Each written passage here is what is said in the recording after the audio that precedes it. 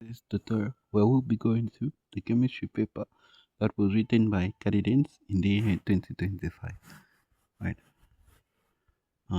My first question says chemistry is a broad part of science with many branches. State three branches of chemistry. Among the branches of chemistry, we have analytical chemistry, biochemistry, organic chemistry, and alternative answers would be physical chemistry as well as inorganic chemistry. Question B says, despite its vast usefulness, chemistry has its negative effects. And B1 says, state one reason why chemistry is important in society. So there are numerous answers that we can give. Now another answer would be that knowledge of chemistry helps us to make valuable items such as medicines as well as fertilizers. And another answer that I gave here is that our knowledge of chemistry helps in extraction of metals from the earth's crust, e.g., iron. Right. B2 says give one negative effect of chemical activities on the environment. Okay, here my answer was that chemical activities such as plastic manufacturing results in land pollution. Remember, plastic is non-biodegradable, so it kind of results in land pollution. Okay, another alternative answer that you can give here is that chemical activity such as extraction of metals release results in the emission of harmful gases into the atmosphere. These gases include sulfur dioxide and nitrogen dioxide that might actually promote acid rain formation. Okay, question 2 says Elena placed an open bottle of perfume in front of the classroom. To start with, learners at the back of the classroom were not able to smell the perfume. After a few minutes, the smell of the perfume was detected throughout the room. So remember, the perfume particles are moved by the process of diffusion, right? Okay, so the first question says, explain the observation using the kinetic theory. Okay, so here, in explaining using the kinetic theory, we should include terms like matter is made up of kinetic energy, and we should also include terms like matter is made up of kinetic energy. Matter is made up of particles that possess kinetic energy and are in constant random motion. So we should include the word random motion. Okay, because these are the assumptions that are related to the kinetic theory of matter. Okay, so let's get to see what my answer was here. So here I said this is because the perfume particles had kinetic energy. So by mentioning kinetic energy, I have a potential mark here because that's in line with the kinetic theory. So that enabled them to move randomly from an area of high concentration to an area of low concentration until the room was uniformly filled with perfume.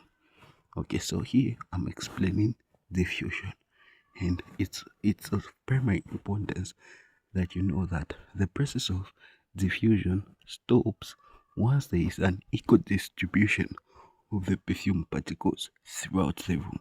So that's when the process of diffusion would stop. Okay. Alright. B says state and explain how the time taken for the smell to be detected in all corners of the room could be reduced. So here my answer was very simple. I said by okay by warming the perfume in order to increase the temperature. An increase in temperature will result in increased kinetic energy of the perfume molecules. Always remember this relationship. Temperature is related to kinetic energy. If temperature increases, the kinetic energy of the molecules of a body would also increase. And if kinetic energy increases, remember this formula. Ke is equal to mv squared. It means that the velocity of the particles will also increase. And if the velocity increases, it means that the time taken for the perfume to be detected would be reduced. So here, this is a perfect answer. Another answer that you can give here is that you, by opening windows in the room, so that there is more air circulation inside the room, and that would reduce the time taken for the smell to be detected. Okay. Question C says, draw diagrams to show the arrangement of particles in liquid perfume and gaseous perfume. Remember, particles in a liquid are close together, but uh, but they aren't that close together because there are spaces in which the liquid can slide past each other. Okay. So here, particles are close together, but there are some spaces. So in drawing, we should also leave some spaces like that. Okay. Then, right. Then perfume in gaseous state. Remember, particles in a gaseous state are randomly oriented, and the particles do not have a direction. They can move randomly. Okay, so here I'm actually made this close to the other. So should draw it like there, and its direction there. So this is ideal for gaseous state. Can be purified at sea level using the apparatus shown. Okay, question A1 says, suggest the maximum temperature that would be recorded by the thermometer B during the experiment. Okay, so this whole experiment demonstrates a process of separation that is called simple distillation. Okay, and remember, the seawater constitutes of water as well as dissolved salts, and this salt is actually sodium chloride. Okay, so during the separation process, the maximum temperature that could be recorded is the boiling point of the water, which is 100 degrees Celsius. Okay, so now as the water boils out of the round bottom flask, we expect the sodium chloride particles, the solid particles, to remain in this round bottom flask. So here the maximum temperature that could be recorded is 100 degrees Celsius. Okay. A2 says, how does the temperature in A1 compare with the boiling point of seawater? So this is a very simple question. My answer was that the temperature in A1 is lower than the boiling point of seawater. Okay, let's get to understand what I mean. Remember, the boiling point of water is a value of 100 degrees Celsius. However, when there is presence of impurities, the fact is that impurities increase the boiling point. So the presence of impurities will increase the boiling point but decrease the melting point.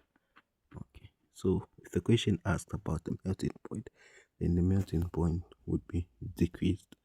So here that's what I kind of was explaining. The temperature in A1 is lower than the boiling point of seawater. Okay, question B. In which labeled piece of apparatus does each of the following processes take place? Okay, B1 evaporation, B2 condensation.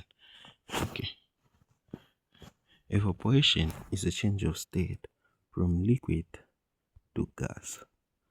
Okay, so it takes place in this apparatus called the round bottomed flask. Round bottomed flask, which is denoted by the letter A. Okay, and condensation is just the opposite of evaporation. It involves a change of state from gaseous state to liquid state. So it occurs in this Liebig condenser here. This apparatus here is called the Liebig condenser, which is denoted by the letter D. Okay. Alright, A, D there. The last question, explain why filtration cannot be used to purify seawater. So here my explanation was very simple and basic. I said filtration is only ideal for separation of heterogeneous mixtures whereas the mixture of seawater is homogeneous. An example of a heterogeneous mixture is a mixture that contains sand and water. That's when filtration can work because the sand is insoluble in the water. So when you pass it through a filter paper, it will be trapped by the filter paper. But in this case, the sodium chloride, which is the salt, dissolves inside the water. So it can't like pass through a filter paper. So because of this fact, the process of filtration cannot be used to purify seawater. Question A4. The elements X, Y, and Z have the following nucleides. Okay. The first question says, draw the dot and cross diagram showing outermost shells only for the compounds formed by A1, X, and Y. Okay. So there are three steps that we would take in answering this question. Step number one, we will write the electronic configuration of the elements, and step number two, we'll identify the type of bonding that occurs between the elements, and step number three, we will draw the diagram. Okay, so let's start with step number one, writing the electronic configuration of both the elements. Okay, so the electronic configuration of element X is 2, 7. Okay, so remember 2 plus 7 equal to 9 electrons. So that's the electronic configuration of X. And the electronic configuration of Y, there are 11 electrons. So it will be 2, 8, 1. So this 2 plus 8 plus 1 in total is 11. So that's true. Okay. So then what do we see? Okay. Remember, the outermost, the electrons in the outermost shell corresponds to the group number of the element. So then, since the number of electrons that are in the outermost shell of element X are 7, this means that element X is in group 7 of the periodic table. And since the number of outer electrons in Y is 1, this means that Y is in group 1 of the periodic table. And remember, elements in group 7 of the periodic table are nonmetals. They are nonmetals. And element in group 1 of the periodic table are metals. And among the three types of bonding, the bonding that occurs between nonmetals and metals is what we call an ionic bond. It involves the transfer of electrons from the metal to the non-metal. Okay, so we have identified the bonding. We have written the electronic configuration. Lastly, we just need to draw the dot and cross diagram. Okay. All right. So let me draw my first shell here. Okay, and my other shell here. Okay. And I need to do like that. And okay. Let me use a different color here. So this is element X and this is element Y. Remember, the electronic configuration of element X is 2, 7 and that of Y is 2, 8, 1. So since Y is a metal, it will lose this electron it has in the outermost shell to give to X, so that the number of electrons in the outermost shell of X become 2, 8. Okay, so X, let's represent it with a cross like that. Okay, so the electron that it has gained from Y will be represented by a dot. Okay. Okay, so Y, then for Y, we just need to like write the 8 electrons it has in the outermost shell. Okay, and the last thing here that we need at the top, we need to write X with a minus sign, and here we need to write Y with a plus sign. This minus sign here indicates that X has gained one more electron, and this plus sign here indicates that Y has lost an electron. So that's how you write the dot and cross diagram there.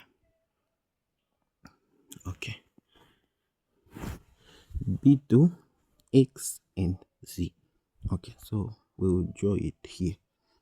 Alright, again, we'll consider the steps that I earlier on said.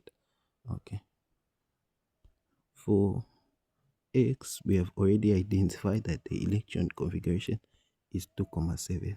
Then for Z, since there are like 6 electrons, it will be 2,4. Okay. Right, and you should also remember this fact. The main purpose of atoms bonding together is to form a stable electronic configuration. So a stable electronic configuration is attained when the outermost energy level of an atom has like 8 electrons. And in the case of hydrogen, the stable electronic configuration is attained when there are 2 electrons in the outermost shell. Okay, so that was just some primary information. Right. So, since we have already done the first step of writing the electronic configuration, the second step is to identify the type of bonding that occurs. Okay. So, Z is in group 7 of the periodic table, and X is in group 7 of the periodic table. Then Z, it is in group 4 of the periodic table because it has 4 electrons in the outermost shell. Okay, and elements that belong to group 7, I earlier on said they are nonmetals, and elements belonging to group 4 are also nonmetals. So here, this tells me that the type of bonding that occurs here involves nonmetals, and that is obviously what we call covalent bonding. So we are drawing a covalent bonding diagram here, and remember, in covalent bonding, nonmetals share electrons in order to have 8 electrons in their outermost shell. Okay, let me get to represent this. So okay, so this is 2,7 and this is 2,4. Okay, so here I'll first draw this shell, and I'll draw this other shell, here, this other shell, and okay, this other shell here. So this is element Z. I'll represent element Z with dots. So first electron there, my first electron is there, first and another.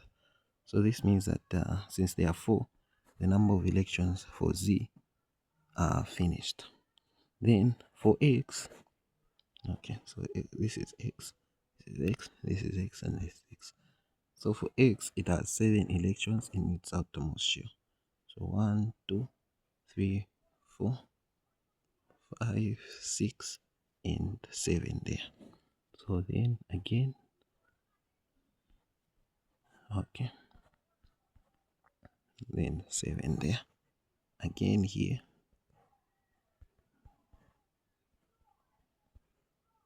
and 7 there. Alright, so here again, I'll do the same step. Okay, so this shows that my answer is correct because each atom has 8 electrons in their outermost shell. Okay, Question B. Compare the electric conductivity of the compounds in A1 and A2.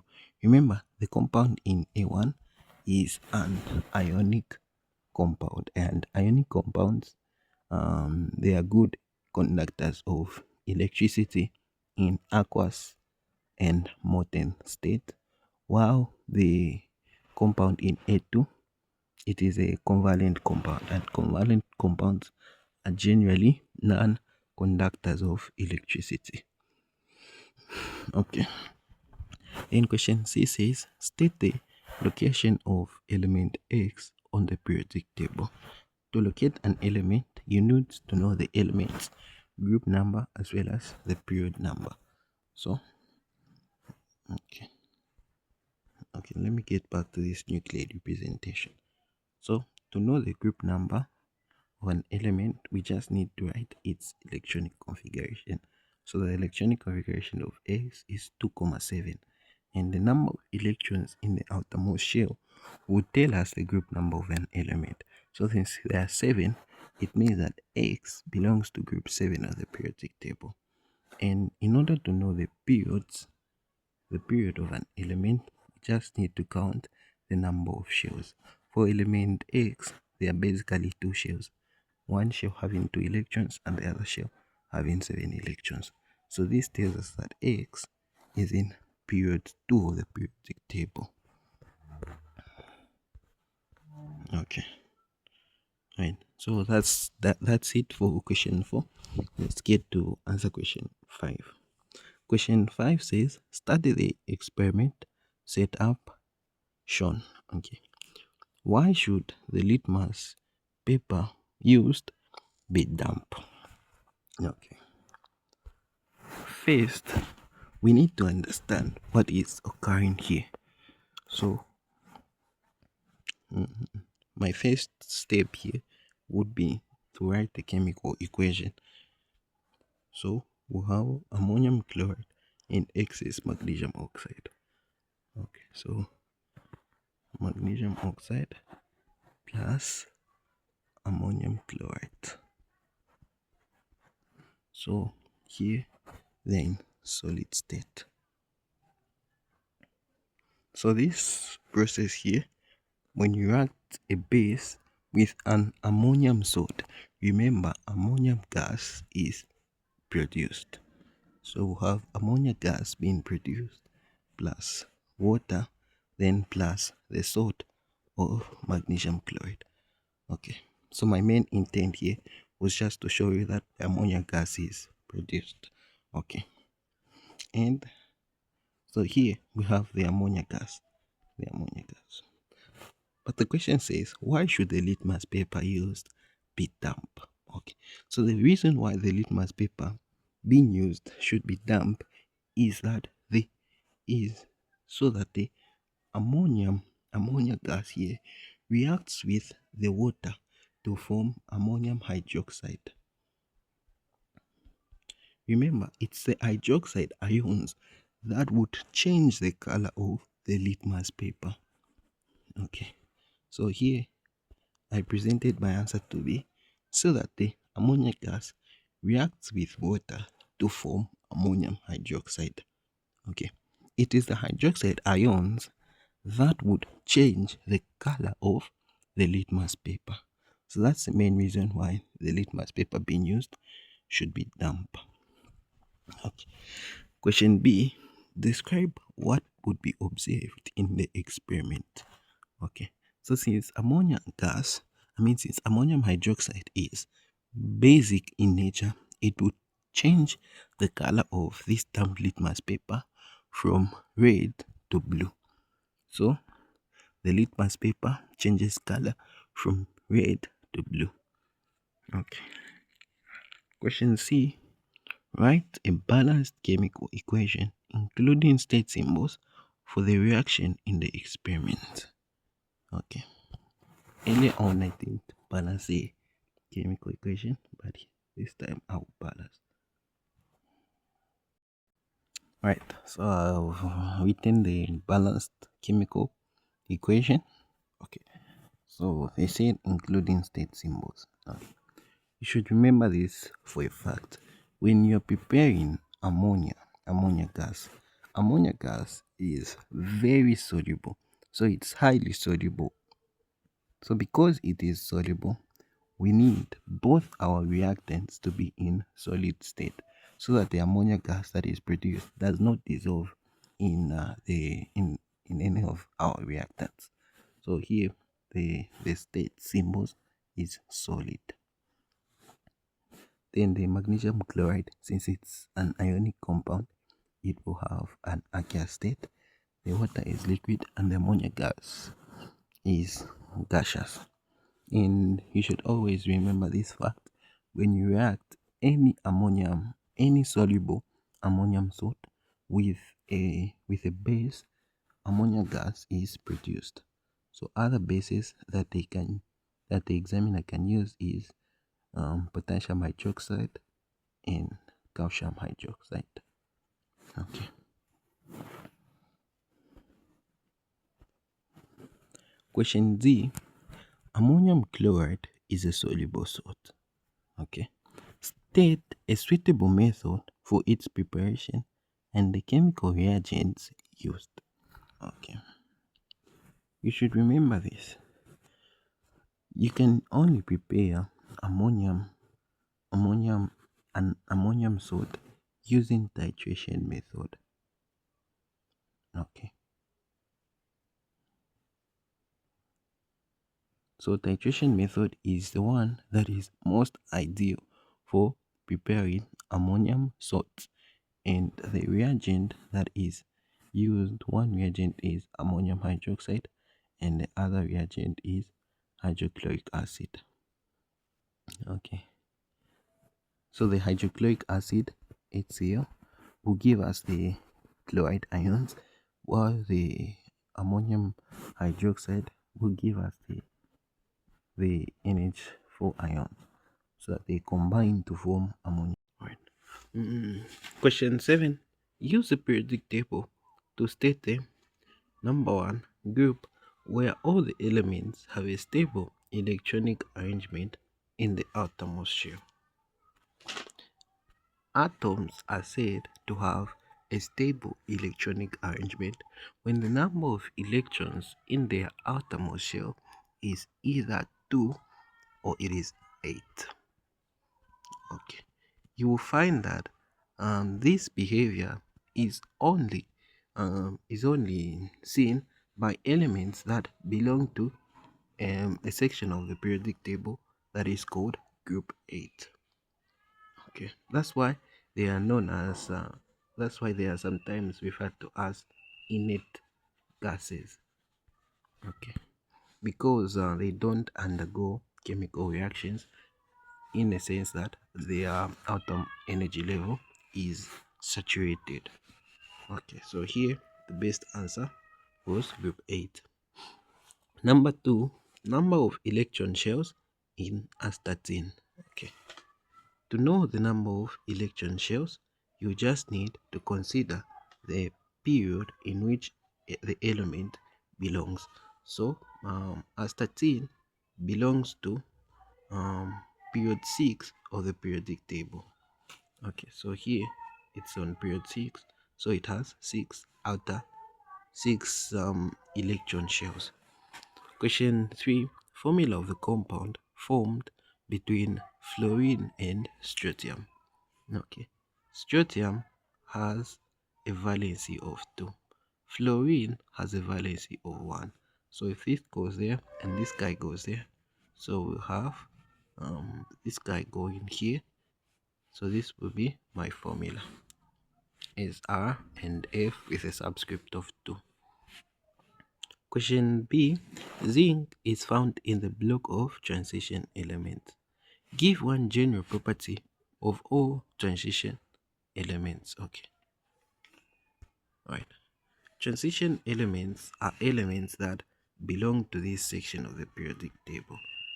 They're in between here. Okay. And one general property that I can say about transition elements is that they have high melting and boiling points. Beside this, they also have high densities. Okay, so here I wrote they have high melting and boiling points. um B2 says give one property of zinc that is not typical of other transition metals. Okay, other transition elements such as iron and copper have variable oxidation states. Okay, so mm, you find that iron may have that oxidation state, and it may also have that, and copper may have this oxidation state, and sometimes this. But for zinc, the oxidation state is always 2 plus, even though it is a transition element. So this property is unlike other transition elements. So I wrote here it has a stable oxidation state of 2 plus. Okay. And the other property that you can say is that it forms compounds that are white in color. Okay, if you consider elements such as iron that belong to this section of the periodic table called transition metals, you find that they form colored compounds. Their compound are red in color. For copper, its compound are sometimes green, they're blue. But for zinc, the compounds are always white in color, and in other books they say colorless.